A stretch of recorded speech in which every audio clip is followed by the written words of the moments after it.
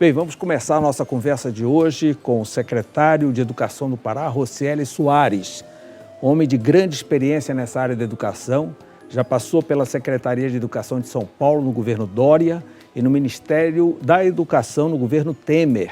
Agora comanda a maior secretaria da estrutura de governo do Pará. Boa noite, secretário, é um prazer recebê-lo. Muito prazer poder estar aqui no Argumento com você, Mauro. Um abraço a todos que nos assistem nessa noite. E falar de educação é sempre muito bom, né? Sim, sem sombra de dúvida. Eu começo logo perguntando o seguinte: existe um prédio simbólico na cidade, que é o prédio do IEP, recentemente muito bem restaurado, reformado, com iluminação cênica, e sempre foi uma área de formação de docentes. Mas, de repente, agora surge a informação de que saiu de lá a formação de docentes? Na verdade, não, Mauro. O que nós fizemos foi, tiramos a direção. Lá ficava um departamento da secretaria, da sede da secretaria, que fica ali na Augusto Montenegro. E a gente o que fez foi juntar esta parte administrativa junto com a sede, porque a gente está no dia a dia lidando. Agora, o espaço permanece para as formações, assim como a gente usa outros espaços. O IEP é um espaço nobre, fundamental, que serve muito para as formações dos nossos professores, futuros professores, mas também pode e deve servir para outros propósitos, como, por exemplo, agora a gente está entrando num momento muito importante de formação de línguas. Então, nosso centro de línguas vai funcionar fisicamente lá, para a língua inglesa, a língua espanhola, inclusive para outras línguas. A gente tem agora a importância da COP, né? Formação. Sim, é algo à parte do ensino médio. O ensino médio não está mais oferecendo a língua no seu currículo? Está oferecendo a língua, além da língua inglesa. Então, você faz o curso de língua inglesa do ensino médio normal de manhã. Mas eu quero fazer um cursinho para eu aprender a falar mais, para eu acelerar, porque eu quero um emprego que tem alguma coisa, Mauro. Vai ter um cursinho, em vez de ele pagar necessariamente um cursinho privado, se ele não tem condições, o governo do estado vai começar a fazer. E, secretário, lá é formação de professores em nível médio? Professores em nível médio e ensino fundamental também. Inclusive, muitas vezes a gente recebe formação para fazer para redes municipais, por exemplo, do interior que vem e vão fazer a formação sobre alfabetização, que nós temos um programa. No quadro geral de docentes da SEDUC, quantos têm licenciatura percentualmente, o senhor tem noção? Hoje nós temos um percentual bastante elevado de licenciatura, mais de 90% dos nossos docentes já estão formados, né? Aonde temos exceção, em algum lugar que não tem o professor e alguém que está em licenciatura, às vezes está ocupando, ou às vezes, temos uma exceção que especialmente ali, por exemplo, na educação indígena, que às vezes não tem lá naquela comunidade o professor formado ou o professor que não fala a língua. Então, acontece de se ter e obviamente tem que fazer a formação, apoiar, né? A gente tem programas que a gente vai buscar apoiar, né, na formação, inclusive para respeitar a língua mãe, mas são mais exceções hoje. Hoje o Pará tem bastante grande contingente de professores formados. Secretário, alfabetização na idade certa, como é o quadro no estado? Olha, essa é uma das coisas mais importantes que nós temos para fazer. E aí já agradeço pela oportunidade de falar. E você que é pai, mãe, é a coisa mais importante. Vovó, né, tio, todo mundo tem uma criança. Alfabetizar na idade certa. Nós fizemos um diagnóstico, e aqui é uma coisa que é da rede estadual, mas também dos municípios, né? E não interessa. Sim, o ensino fundamental é do município, o ensino médio do estado. Uma grande parte do ensino fundamental ainda é do estado, especialmente primeiro ao quinto ano, 80% é das redes municipais, 20% a gente tem mais aqui na capital, em algumas cidades maiores. E sexto ao nono ano o estado é grande ainda, tem bastante estudantes. Mas na alfabetização, que é o primeiro aninho e o segundo aninho, ali quando a criança está com 6, 7, 8 anos, né, nós fizemos um diagnóstico. No início do segundo aninho, apenas 22% das crianças estavam alfabetizadas. Ou seja, 78% das nossas crianças aos 8 anos sem saber ler uma palavra. Isso é uma das piores coisas que a gente pode ter na educação. Porque se ele não aprendeu a ler, como é que ele vai aprender a matemática, que ele não consegue interpretar o problema? Como é que ele vai, depois, lá na frente, ler um texto filosófico ou interpretar qualquer coisa para a vida? É tudo zero. Você tira a oportunidade de vida dessa criança. Secretário, percentualmente... E esse é o nosso desafio, né? A gente cresceu muito nesse processo agora. Percentualmente, o que é que existe de criança fora da escola no Pará? Olha, hoje este dado é um dos dados mais preocupantes. nós temos hoje, primeiro, é importante que dentro da escola, metade dos nossos alunos estão com distorção em idade série.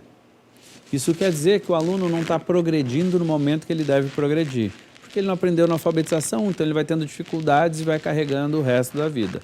E isso é o principal fator de jogar para fora. Hoje nós temos aproximadamente 500 mil alunos dentro da rede estadual e nós estimamos que nós podemos ter em torno de 50 a 80 mil jovens que deveriam estar em idade escolar dentro da escola. Mas é um número estimado, porque nós temos que fazer a buscativa. Estamos nesse momento justamente fazendo a buscativa. E a buscativa importa aquele que desistiu no ano passado, que a gente sabe quem é, ou seja, a gente consegue ir atrás mais facilmente, mas é aquele que está sem estudar há muito tempo, que já é um adulto. Esse cara, nós precisamos buscar essas pessoas para dentro da escola. Essa preocupação com a alfabetização afetou também o número de leitores fluentes, não o leitor funcional, aquele que só sabe ler o nome dele. Exato, isso afeta diretamente. Né? E melhoraram os nossos números? A gente conseguiu, no primeiro ano, esse número que era de 78% de crianças não leitoras, por exemplo, a gente diminuiu esse número para 47%. Ou seja, mesmo em alguns meses dentro do ano, a gente conseguiu fazer, ainda é um número que a gente precisa trabalhar, mas a gente conseguiu fazer uma maior transformação dentro de um ano. E o nosso objetivo é que dentro dos próximos 3 anos a gente consiga fechar o ano sem nenhuma criança sem aprender, porque a gente precisa fechar essa torneira. Enquanto crianças continuem crescendo e passando da idade certa na alfabetização, vão se tornar adultos que não sabem ler. E é mais difícil de a gente conseguir encontrar. Depois ele abandonou a escola, está precisando trabalhar. E a gente está aberto para todo mundo. É fundamental que as políticas estejam abertas para todos, mas que corrija no início. Que são divulgados índices, né? A gente vê o Piauí, o Ceará disparando lá na frente. São Paulo nem se fala, é outra realidade, o senhor conhece muito bem. Mas a gente sempre lá por baixo. E dizem que um dos detalhes mais importantes é que lá eles praticam a escola de tempo integral. Nós também já começamos a praticar há algum tempo, mas qual é a nossa realidade? O que é que nós temos de tempo integral, já que nós sabemos que dobra o custo? E aí passa pelo fator financeiro. O fator financeiro é importante. Né? Eu tenho conversado muito com o governador Helder Barbalho, que tem dado suporte para a gente, porque educação em tempo integral, aonde ela acontece com qualidade, como deve ser, e isso é importante, como deve ser, ela faz uma diferença na aprendizagem enorme. Então, todos os nossos estudantes no Brasil que têm acesso à educação integral têm mais chance, mais acesso à chance à universidade, a cursos, a uma série de oportunidades. No Pará, hoje nós estamos mais do que dobrando o número de matrículas. Nós saltamos agora de 78 escolas para 113 escolas de tempo integral só neste ano. Só na Grande Belém? Só na capital? Não, no interior também já é realidade? Também já é realidade, está chegando. A gente quer chegar até 300 escolas de tempo integral até ao final de 2026, início de 2027. E como foi a receptividade do alunado? Que geralmente, embora criança já trabalhe, já tenha alguma atividade no outro horário. Aí nós temos que separar, isso é um ponto importante, né? Nós temos que separar em 2 grupos, né? Nós temos as crianças menores de 1º ao 5º ano e 6º ao 9º ano, onde a dificuldade quanto a isso é um pouco menor. Onde a gente encontra um pouco mais de dificuldade é no ensino médio especificamente, que aí sim você tem muitos jovens que têm algumas atuações. Tanto que hoje a gente está estudando modelos que permitam o jovem, inclusive, participar da escola tempo integral e, por exemplo, se ele tiver acesso à lei da aprendizagem, conseguir fazer. E o ensino técnico entra por aí, né? E o ensino técnico, em toda escola integral que a gente puder, a gente vai dar oportunidade de ensino técnico. Além do trabalho que a SECTET já faz com as ETEPAs, a gente também pode ofertar esses cursos. A ETEPA vem aqui dentro nos ajudar a ofertar uma forma de segurar o aluno. Eu acho que ele tem um interesse direto. Quando o aluno enxerga a possibilidade de retorno imediato. De oportunidade, né? Sim. Ele está ali precisando ajudar a família, porque a discussão óbvio que a educação em tempo integral é muito melhor, nós temos estudos que mostram isso com clareza, mas na vida real das pessoas, às vezes ali a família está precisando, e aí? Né? Então você tem o tempo integral, que é uma política importante. Começa às 8 horas e vai até que horas? Começa às 7h30 e vai até às 17 horas. né, no que a gente chama aqui de 9 horas.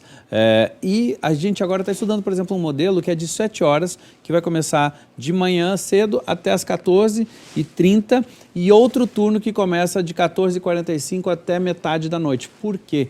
Para o jovem trabalhador, porque ele pode, por exemplo, auxiliar a família de manhã e ele fazer esse turno no ensino médio. No ensino médio. Então, a gente vai ter modelos distintos para adaptar um pouco à realidade. Cada escola, em cada região, tem uma realidade distinta, né? Se você for no Marajó... Mas isso é analisado, secretário? Cada caso Cada é um caso, cada região uma região? Cada região, cada comunidade, a gente vai estudando e vai buscando adaptar. Isso é um processo, né? Você começa um processo... Não existe uma regra geral. Existe uma linha geral, né, do que é considerado escola de tempo integral. Escola de tempo integral, no mínimo 7 horas de permanência dentro da escola. Isso é a regra federal, né? Não pode ser menos do que isso. Portanto, nós temos que cumprir as 7 horas para considerar tempo integral. O ideal é 9 horas, né? Mas é mais complexo ainda fazer, não consegue fazer 2 turnos. Então, a gente vai adaptando onde claramente tem vocações. Se você, por exemplo, assim, é difícil você fazer escola de tempo integral numa região mais agrícola, porque muitas vezes o jovem ajuda a família, especialmente de manhã cedo. Mas se tiver um curso técnico agrícola incluso... E que comece à tarde, ele pode ajudar de manhã, porque geralmente você vai olhar, ele ajuda mais a família de manhã, né? De manhã cedo. Enfim, eu já vi muitos bons exemplos disso funcionando, mas aí é uma avaliação, uma construção com a própria comunidade, e essa questão do curso técnico ela é fundamental, porque é, de novo, a atratividade, sim. uma coisa que faça sentido para a vocação, para o que Secretário, a família nesse quer. sentido, eu sei que o Estado desapropriou o prédio da antiga Smark, Guaraci, para concentrar várias escolas num local só. Será tempo integral lá? Essa será um prédio que será escola em tempo integral, a gente deverá ter outras diversas escolas, estamos então trabalhando. As outras escolas fecham e concentram? Não necessariamente, nós precisamos de mais escolas e não necessariamente menos. Obviamente que tem alguns casos onde o prédio às vezes é alugado, você vai para um prédio próprio melhor, esse é o grande objetivo sempre. Então, em alguns casos, poderá ter esse movimento, mas não é o caso, nós precisamos ter mais escolas em determinadas comunidades. Alunos fora da sala de aula é mais por problemas próprios do que falta de oferta, né? Hoje nós temos menos problema de oferta, nós precisamos aumentar o tamanho da rede para que todo mundo vire tempo integral. A gente nota que, por exemplo, no centro de Belém, escolas tradicionais hoje estão ociosas. Porque é um movimento que acontece natural, no Brasil inteiro. A população cada vez vai desocupando o centro de habitação, né? E vai indo mais para outras regiões da cidade. Então é natural. E aí essas escolas têm a tendência a já virarem mais escolas de tempo integral. E elas acabam... Diferenciadas, né? Como é o caso aí das línguas, que é algo por extremamente exemplo, diferente. Que pode servir. Mas as escolas do centro têm uma vantagem, que elas servem, como a gente chama de corredor de passagem, porque é fácil o deslocamento de qualquer lugar. De qualquer lugar da cidade, você chega no centro de Belém com mais facilidade do que você chegar em determinado bairro, obviamente porque só tem um canal de ida para o centro, né? Todas as linhas. O senhor falou ainda há pouco no Marajó, secretário, e novamente o Marajó está na moda da mídia negativa, mesmo assunto que fica sendo requentado, exploração sexual infantil, coisa parecida. Me parece que isso é muito menos caso de polícia do que de educação. O que está faltando mais no Marajó é um empenho maior do Estado, que eu falo de um modo geral, com referência à educação. O senhor não concorda? Eu acho que a principal política para qualquer solução de problema que esteja relacionado à segurança está muito mais relacionada à educação. Quando a gente fala, por exemplo, e saúde também, né? Como é que a gente tem uma saúde melhor? Com mais conhecimento. Se você sabe a importância de lavar bem, de fazer uma boa higiene, você já está se precavendo de uma série de doenças. Se você sabe, né, o impacto e se a criança está melhor formada, a chance de ela se defender, ou daquela mãezinha se defender, ou de qualquer pessoa se defender, é muito maior. Por exemplo, educação infantil. Isso não é responsabilidade do Estado, isso é responsabilidade de cada município. Mas o governador Helder, junto com a vice-governadora Hanna, tomaram uma decisão. O governo do estado do Pará vai investir em educação infantil. Porque se a gente acerta, isso é simples, né? Para quem nos assiste assim, se você acerta o início da história... É seu futuro cliente, se você não cuidar exato. Se eu acerto o início da história, eu tenho muito mais chance que essa história dê certo, né? Se você errar no início da história, você tem muito mais chance de que essa história dê errado. Que história é essa? É essa criança, a vida dela. Por isso que o governo do Pará está construindo 150 creches. Marajó é uma prioridade, a gente já iniciou algumas. E que era uma função municipal, mas o Estado acabou intervindo. É uma função, mas o Estado está financiando para ajudar, para ter lá, em cada uma das cidades, para aumentar. O Estado do Pará é um dos estados que menos tem oferta de educação infantil, por exemplo, de 0 a 3 anos no Brasil.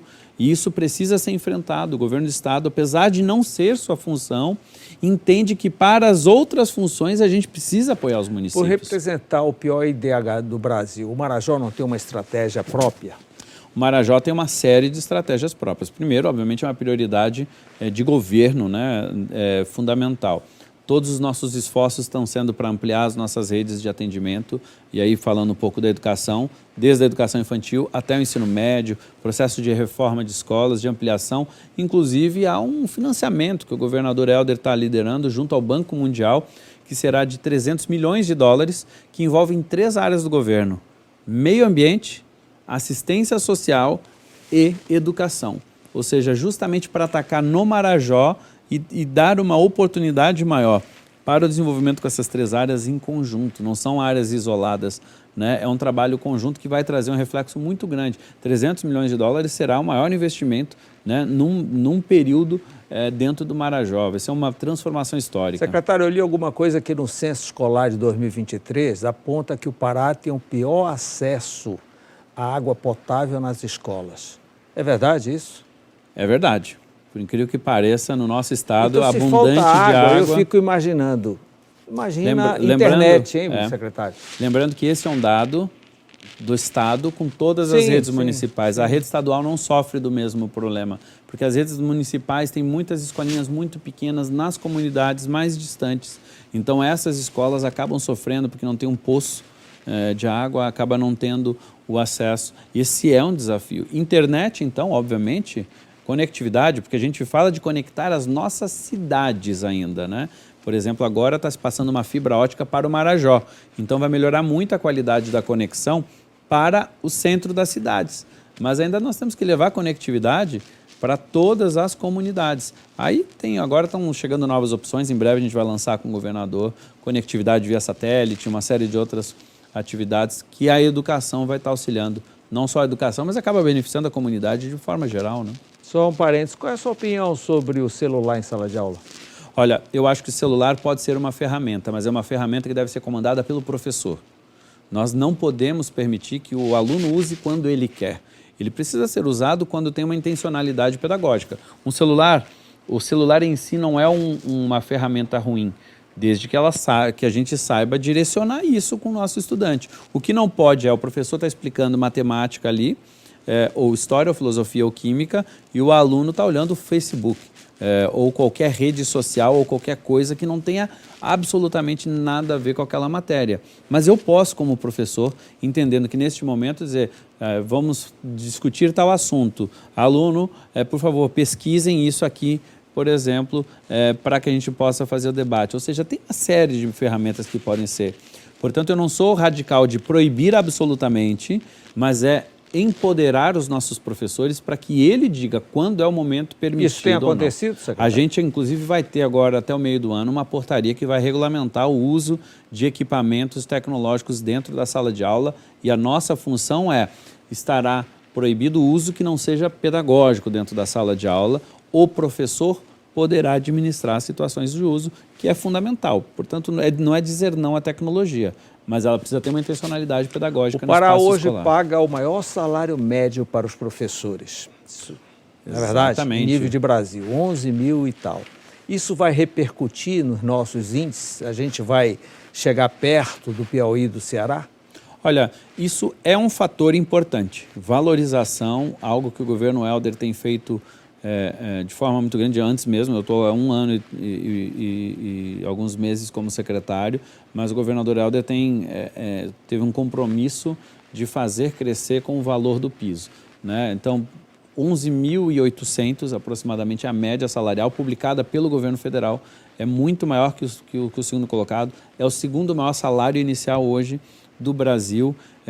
E esse é um elemento, porque o professor é o elemento que mais transforma, né? Então, quando você faz um processo de valorização. Esse ano a gente já deu reajuste novamente, né? O governador está comprometido mesmo com as dificuldades. E novos professores foram contratados também. Novos professores, então, aumentou desde o ano bastante passado, a folha. mas muito.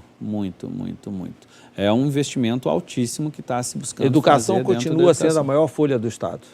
Disparado a maior folha do Estado. Em número de funcionários, em valores utilizados, hoje nós estamos gastando mais de 5 bilhões de reais em folha de pagamento da Secretaria de Educação no Estado do Pará. É um investimento altíssimo, necessário e de convicção do governo do Estado de investimento naquelas que são as principais engrenagens, né? Porque a gente pode ter, e obviamente é uma prioridade, reformarmos escolas.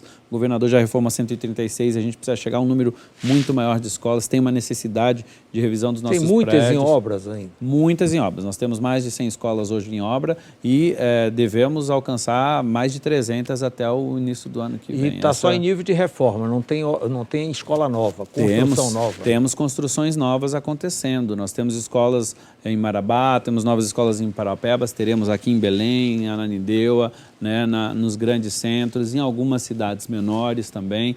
Por exemplo, Marajó, nós temos planejamento de construção de escolas em quase todos os municípios. Para poder fazer escola de tempo integral, você precisa ter mais uma escola, porque às vezes se atende toda a demanda de hoje no tempo parcial. Você vai botar no tempo integral, você precisa de o dobro do espaço. Portanto, às vezes, 2 escolas resolvem em alguns lugares. Então, vai ter um investimento alto também na ampliação da rede. Nova matriz curricular, mais tempo para matemática e português. Isso já está sacramentado em nível de Estado? Já está sacramentado. O Estado do Pará tinha uma coisa que, obviamente, a gente está falando de um Estado que precisa evoluir muito nos indicadores. Sem português, a língua portuguesa, por exemplo, é uma área mãe para que a gente possa avançar, né, linguagens. Sem a linguagem, como é que eu avanço na matemática? Se eu não consigo interpretar o problema para eu aplicar ou física ou química, ou lá nas humanas ou nas áreas científicas. Então, e matemática é a base, obviamente, para uma série de outros conhecimentos. Nós tínhamos apenas 3 tempos de aula por semana de língua portuguesa e apenas 3 tempos de aula de matemática no Estado.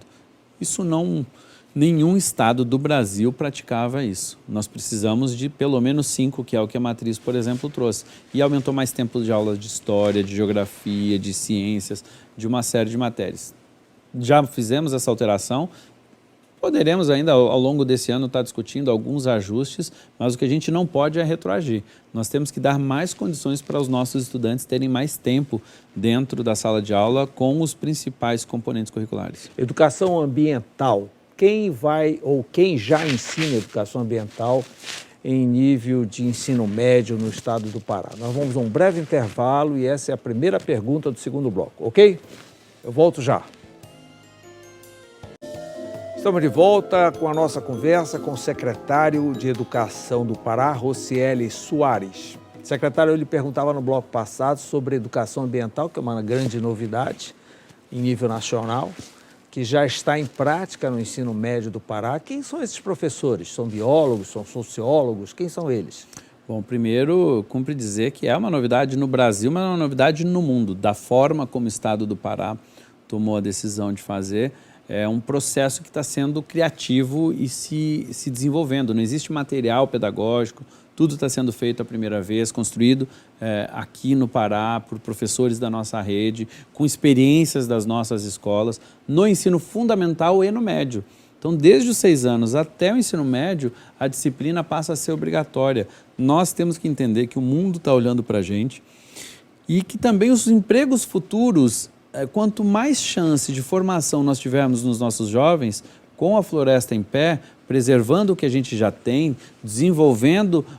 E uma nova geração aí bem mais habilitada, não? Com certeza, olhando para o futuro, né? Se a gente não olhar o valor que isso tem em pé, mas gerando emprego para a nossa gente, porque não adianta a gente discutir isso sem... Secretário, é um currículo só de educação ambiental? Porque, por exemplo, o ambiente do sul do Pará nada tem a ver com Marajó e vice-versa. Ou tem especificidades? Tem que ter as especificidades. A gente sempre parte no currículo do eu, onde é que eu estou inserido, né? Eu moro num lugar, eu preciso entender a geografia do mundo, mas como é que é a geografia de onde eu moro? Como é que é o meio ambiente de onde eu moro? Obviamente, a gente não pode desenvolver o meio ambiente sem entender que o agro é importante, que a pecuária é importante. Sem o agro, nós não temos alimento, né? Nós temos que entender que o açaí, por exemplo, ele é fundamental, não só para a nossa cultura e o maravilhoso açaí que é o açaí daqui, mas ele é um produto que pode gerar empregos verdes para muito mais pessoas, gerar economia, desenvolvimento da nossa gente, mandando açaí para todos os lugares do mundo.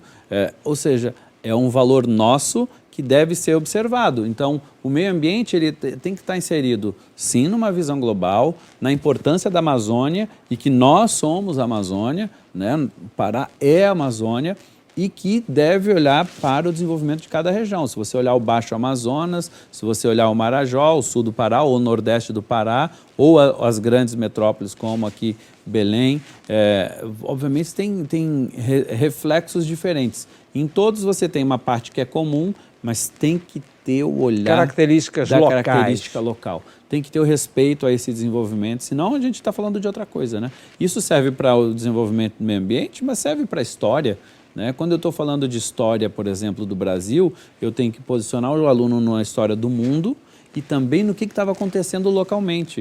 O que estava acontecendo? Quando eu estou lá ensinando Segunda Guerra Mundial, por exemplo, lá o mundo estava invadindo e tal, mas e aqui? O que acontecia? Qual era a posição do Brasil? O que estava passando no nosso país nesse período? Então você vai localizando cada vez mais.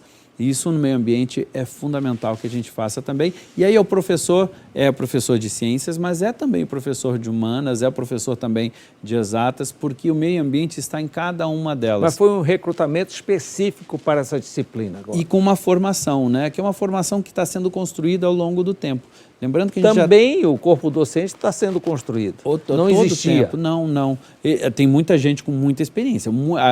Isso foi construído a partir de práticas da própria rede. Muito professor já fazendo, já com os itinerários amazônicos que a gente tem lá do ensino médio, já em andamento. Tinha uma série de experiências onde a gente está juntando tudo isso e executando. Então, a gente está fazendo e aprendendo ao mesmo tempo. E um processo contínuo de formação. Qualquer profissional, esse negócio de formação de professores, você imagina você chegar num médico e o médico dizer, olha, Mauro, eu sou médico, mas a última vez que eu estudei alguma coisa da minha área, sou cardiologista, mas eu estudei coração lá em 1985 e nunca mais estudei. Você topa que eu abra teu peito, faça uma cirurgia no coração? Você vai dizer, não, vou fugir desse médico, nunca mais se atualizou, nós estamos em 2024 e o cara está lá na década de 80. Não, o professor é a mesma coisa. É um processo de atualização, de formação constante, porque o jovem de hoje não é o mesmo jovem de 10 anos atrás. Essa formação continuada do corpo docente é uma preocupação da SEDUC? Ela é feita de forma presencial ou virtual? Das duas formas, né?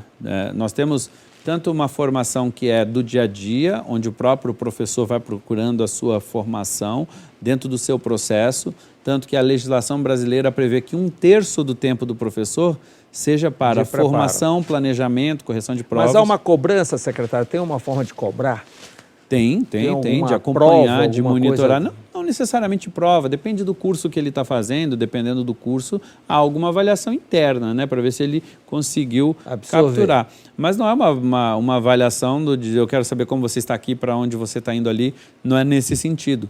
Até porque as avaliações devem ser cada vez mais direcionadas para o desafio que o próprio professor enxerga.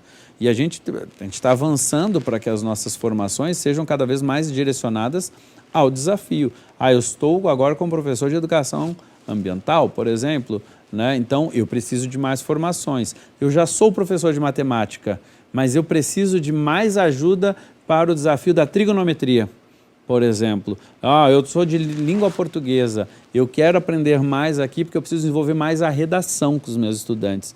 Então eu tenho técnicas para isso, ou para outras partes do nosso currículo, portanto. Então a formação ela precisa ser cada vez mais direcionada para o desafio de suporte do dia a dia, mas não aquela formação da teoria. Então, não. Qual é o problema que você está tendo aqui com seus alunos, por exemplo, no processo de alfabetização, e que ferramentas de formação a gente pode ajudar o professor?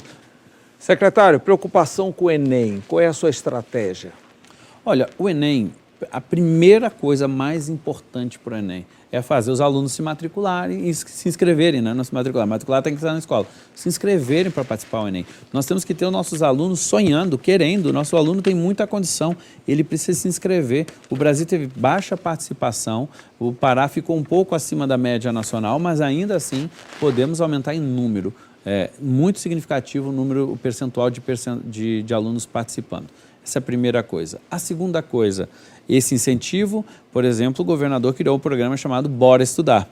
Né? O Bora Estudar é uma bolsa não, é um valor que a gente paga para os melhores alunos de cada turma. Então, para cada ano, pai e mãe, presta atenção nisso, ó, o melhor aluno da turma receberá R$10.000 em crédito para fazer uma reforminha na casa, para ajudar lá na família. Pode arrumar o quarto do aluno, pode fazer um monte de coisa. Esses R$10.000 é para cada melhor aluno. São 19.000 alunos que serão reconhecidos pelo governo do estado como os melhores alunos. Esse programa foi lançado pelo governador agora. E quando será a primeira premiação? Em maio agora, né? A gente está fechando a data com o governador, mas... É pela nota do aluno, é por indicação do professor? Por alguns indicadores, em português, matemática, os melhores da turma. E por que a gente fez o melhor da turma? Porque, como é que eu comparo uma turma daqui do centro de Belém com um aluno lá do interior? Não, você tem os melhores daquele local, dentro daquela realidade, daquelas dificuldades, para que ele, inclusive, seja motivado. Mas, para além do melhor da turma, Mauro, a gente criou também um reconhecimento inspirado em grandes resultados da nossa rede no Enem, na redação. É impressionante como os nossos alunos têm uma grande capacidade de escrever bem aqui no Pará. Eles têm muita condição para isso. E a gente começou a ver na redação do Enem muitos alunos tirando mais de 900 pontos, que é uma excelente nota na redação. A nota vai até 1.000. 900 pontos é uma belíssima redação. E aí a gente começou, o governador tomou uma decisão, disse, vamos premiar todo mundo que fizer o Enem, que estiver na escola, né, terminou o terceiro ano, se inscreveu no Enem. E que tiver melhor posição na redação. Tiver mais de 900 pontos, R$10.000 em crédito também para ajudar lá na casa dele. Ou seja, é a primeira vez isso no Brasil que tem algo assim. Então, quando a gente está dizendo isso, para você jovem que está no terceiro ano, esse ano, olha, bora estudar, se inscreve no Enem, que abre inscrição agora em maio, e estuda muito aí para fazer uma grande redação, porque isso vai te trazer também. Quantos alunos nós temos no Pará atualmente, secretário? Em torno de quantos? Hoje nós temos 493.000 estudantes, né? Nós devemos chegar até o final do ano a 500.000, porque a gente está constantemente recebendo. Isso são quantas escolas? 950 escolas no estado do Pará, espalhado no nosso Parazão inteiro, né? Escolas de todos os tipos, educação de jovens adultos, educação indígena. Existe algum programa de educação virtual? Nós temos um programa que está sendo totalmente revitalizado, que é de suporte, especialmente para as comunidades mais distantes. Ele é de educação mediada por tecnologia, ele é educação presencial. O aluno vai para a escola, mas você tem lá um professor apoiando um professor local para fazer aquela aula. Porque às vezes lá não tem na comunidade um professor que seja professor de química, por exemplo. Então você tem com a tecnologia ajuda para aquela comunidade. A gente está revitalizando esse programa. Temos algumas parcerias de conteúdos que a gente vai ofertando a mais. E a gente vai ter agora um grande banco de itens para apoiar os nossos estudantes com redação, com aplicativos de aprendizagem matemática e tudo mais. Então a tendência é nós melhorarmos esses índices, né, secretário? Nós vamos melhorar esses índices. Eu tenho certeza que o Pará vai ser o estado que mais vai crescer na educação. Primeiro porque a gente tem sim um bom corpo de professores e eles recebendo mais apoio têm condições de melhorar. A gente está buscando melhorar a infraestrutura das nossas escolas, que é um pilar que o governador bate todos os dias esse martelo ali para a gente. Olha, temos que melhorar, a gente precisa avançar. A gente já fez muito, mas a gente precisa fazer muito mais. Nós temos um pilar importante de revisão de materiais. Hoje os materiais pedagógicos que não eram comprados aqui no Pará há muitos anos, há décadas, hoje nós temos materiais que estão cada vez mais voltados. Não existia doação de livros? Por exemplo, vinha só o livro didático, né, do governo federal. Hoje a gente compra um livro que ele é escrito, reescrito todos os anos a partir, compra ou imprime, né, dependendo da série. Por exemplo, a alfabetização, você tem um material que é inspirado no material do Ceará, né, que hoje é um destaque nacional em alfabetização, mas está sendo sempre adaptado para a nossa realidade, Por quê? Porque ele é um material a mais de suporte. Só que esse material a mais, ele está voltado para aquela necessidade daqueles estudantes E todo o nosso série. material físico, né? O secretário deve se conhecer já a experiência que São Paulo tentou fazer virtual, mas não conseguiu, né? Mas fazer não existe digital. isso. Não existe isso. Assim, eu sou muito a favor da tecnologia. A tecnologia é algo importante. Nós não podemos nos fechar a isso. Mas nada substitui o livro impresso. Você pega uma criança pequena, por exemplo, ela está treinando a mão. Isso faz parte do processo de aprendizagem, fixar a mão, a capacidade de coordenação motora da criança, inclusive a motora fina, para poder chegar lá na escrita, né? Quando a criança está aprendendo a desenhar, está aprendendo... Isso é o livro. Isso é um livro consumível. O Pará aderiu ao pé de meia? O Pará aderiu ao pé de meia. Tivemos a oportunidade de receber o ministro Camilo aqui num grande lançamento. É um programa importante, inclusive, para a permanência dos nossos alunos, né?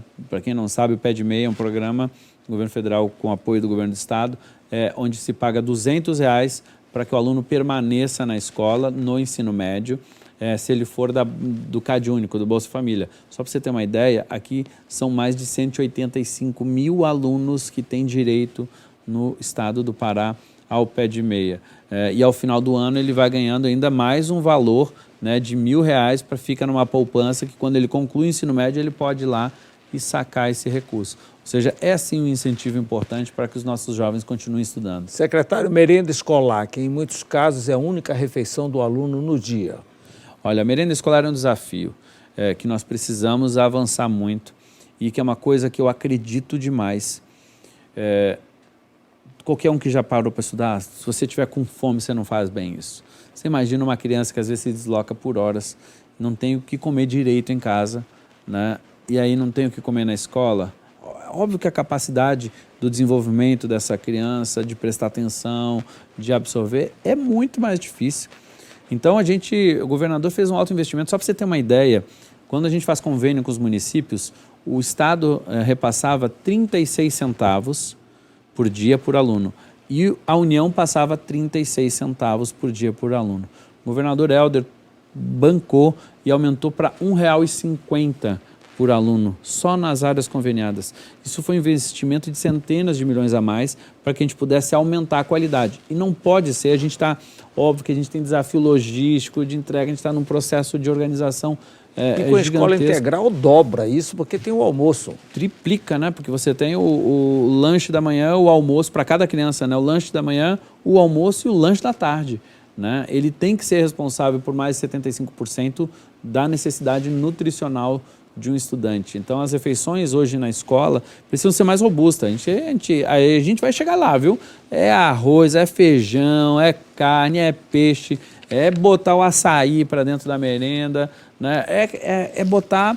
Não pode ser lanchinho. Tem que ter mais robustez nutricional. Essa regionalização, creio eu, que já esteja sacramentada, né? O açaí já está permanente. Sacramentada, sim, no desejo, mas a gente precisa avançar mais. Na prática, não? Na prática, a gente pode avançar muito mais, né? A gente precisa desenvolver mais a agricultura familiar, porque às vezes a agricultura familiar existe lá.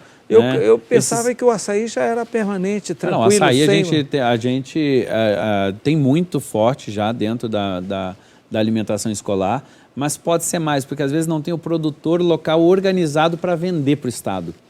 Por exemplo, que às vezes é esse o nosso maior dificuldade, né? Porque se você comprar açaí que vem industrializado de uma maneira que vem um açaí com um ralinho, que não é aquele açaí, o menino está acostumado a comer um açaí daquele bonzão lá, né, fora da escola, e chega um açaí que parece aquele suquinho que vende lá em outros estados, não vai funcionar. Você tem que desenvolver o produtor para que ele tenha a capacidade de entregar para o Estado. Ou seja, aí tem uma série de regras, às vezes ele tem a produção, ele não tem os documentos para venda. Ou ele já vende toda a produção para a rede municipal e aí não consegue vender para a gente. Então tem muitos casos. E aí o desenvolvimento, o apoio, a gente está hoje, por exemplo, no Marajó. Uma das coisas que a gente discute muito com o secretário da CEASTER, o Inocêncio, é justamente como que eles da assistência social podem ajudar a desenvolver melhor esta cadeia de produtores locais com a garantia de que nós, secretaria, vamos comprar mais. Já tem o comprador pronto. Exato. E eles têm dificuldade de desenvolver, exato, desenvolver a economia local, trazendo muito mais qualidade. Porque aí eu estou comprando localmente produtos de muito mais qualidade e de desenvolvimento. Então, hoje, para você ter uma ideia, nós estamos avançando para gastar muito mais em agricultura familiar que a gente puder.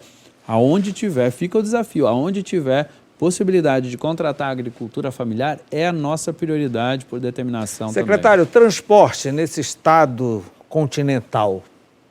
Transporte, eis aí um grande desafio. Esse é um grande gargalo, né? Esse é um gargalo do Brasil, é importante dizer. O Brasil inteiro tem uma série de dificuldades em relação ao transporte escolar. Uma série de dificuldades. Aí você vem para o estado amazônico e vem para o estado do Pará com as nossas dimensões, com as nossas regionalidades das regionalidades, né? O Pará, você pega uma transamazônica... O senhor passou pelo Amazonas também, que a fui. coisa ainda é maior. Ele é maior com uma população menor, então, portanto, com distâncias ainda maiores. Mas o desafio aqui no Pará, eu considero ainda maior porque tem mais características distintas. Você não tem uma transamazônica no Amazonas. Sim. Você não tem uma região igual a do Nordeste do Pará, lá, como é o Nordeste brasileiro. Não tem o Marajó, por exemplo. É muito Parece parecido lá ali. que o ecossistema é único. Nós aqui é mais semelhante. Tem uma parte do sul do Amazonas que é um pouco parecido com o sul do Pará, mas é muito menor proporcionalmente do que é o nosso grande sul do Pará. Então você tem muitos ambientes distintos. E no transporte isso se reflete. Você tem aqui transporte marítimo. O Amazonas não tem isso, pô. Mas você vai lá para a região de Maracanã, por exemplo, você tem transporte marítimo, você tem transporte de rio, você tem transporte isso de tudo estrada. Terceirizado pela secretaria, secretário? Você tem convênio e terceirização, né? Você tem convênio com prefeituras, porque para a gente é muito importante fazer isso junto com os municípios, porque senão fica mais caro para o estado e para o município. Imagina, chega no lugar uma família... Para trazer o aluno, não seria mais fácil levar uma escola em um barco? Depende do lugar, depende do lugar. Por exemplo, aqui no Combu, hoje o governador já nos pediu para a gente estudar, porque hoje a gente tem que transportar, aqui na frente de Belém, né? Mas a gente tem que transportar todos os alunos do Combu para cá, todos os dias. Pô, a gente precisa ter uma escola lá no Combu para atender a comunidade, inclusive qual a característica deles, né? Com bem achocolatada.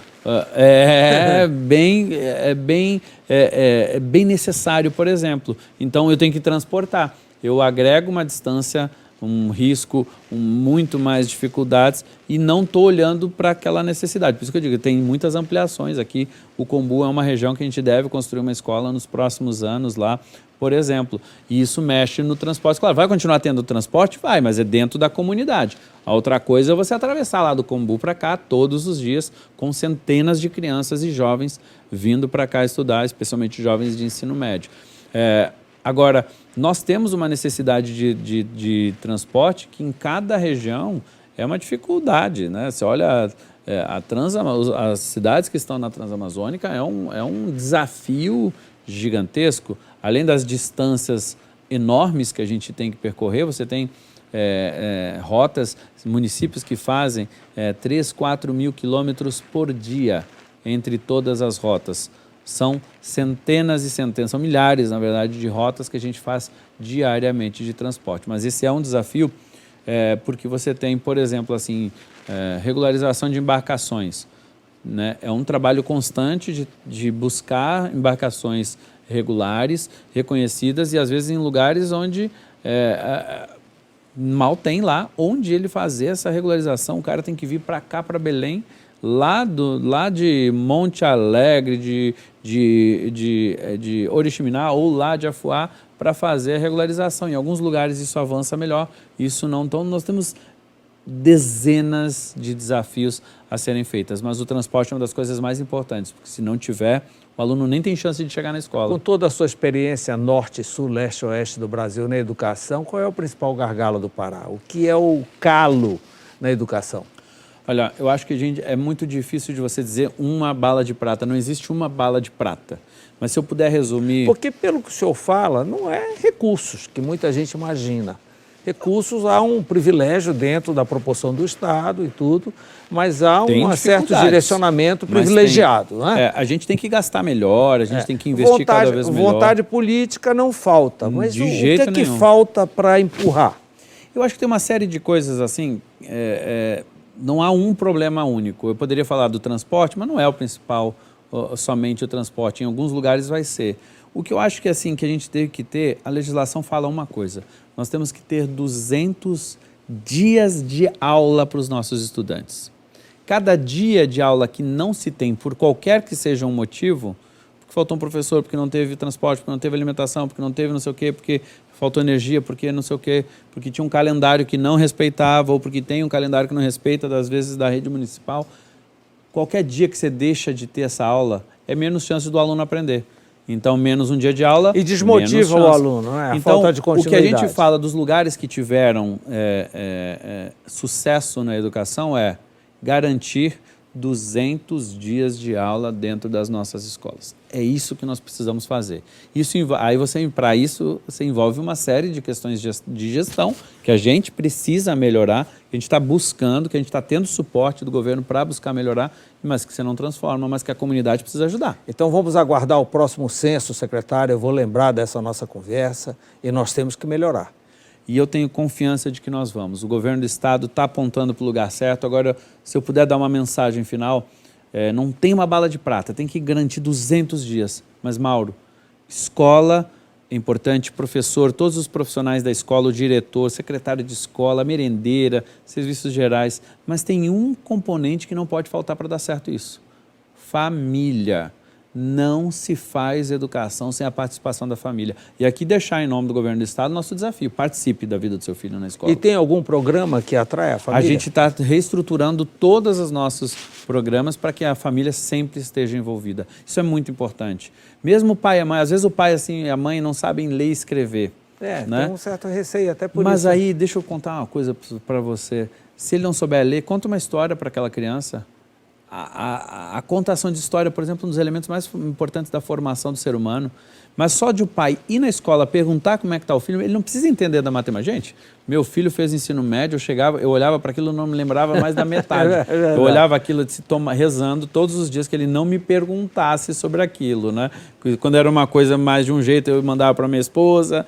Todos nós temos esse problema. Ah, mas eu não sei ler. Eu me lembro muito, me marcou na minha carreira, um dia que uma mãe chegou e não estava acompanhando durante a pandemia, sabe, o filho, ela não sabia ler, então ela não conseguia ajudar a filha dela a aprender a ler. Quando a gente chamou lá na escola, o diretor chamou, né, foi o diretor inclusive que fez, foi um grande trabalho, o diretor chamou e foi entender as razões. Sabe o que o diretor fez? Matriculou a mãe na escola, ensinou a ler e escrever juntos. Aí eles só queriam que a mãe acompanhasse, disse: filha, você tá conseguindo acompanhar, você quer ajuda? Porque só de você conversar com seu filho sobre a escola, isso já dá um upgrade. Apoiar a direção da escola, apoiar o professor. O professor não é responsável sozinho pela educação, somos todos nós. Secretário Rocieli Soares, muito obrigado por todas essas informações, boa sorte aí na atuação. Sabemos da importância, sabemos do cuidado, do foco que o governo do Estado tem dado para essa área e aguardamos ansiosos que a gente melhore nos índices, né? Que não dá para a gente comparar logo quem está lá na frente, mas também a gente não pode ficar lá atrás, né, secretário? O Pará não merece estar em nada, em nenhum indicador desse país atrás. Nós precisamos estar olhando para frente nessa caminhada, né? O Pará merece e vai estar entre os que mais vão crescer. Já neste ano, a gente já vai poder mostrar muito disso. Muito obrigado pela entrevista. Muito obrigado. Obrigado pela sua companhia. Nós estaremos de volta na próxima segunda-feira, no mesmo horário. Até lá.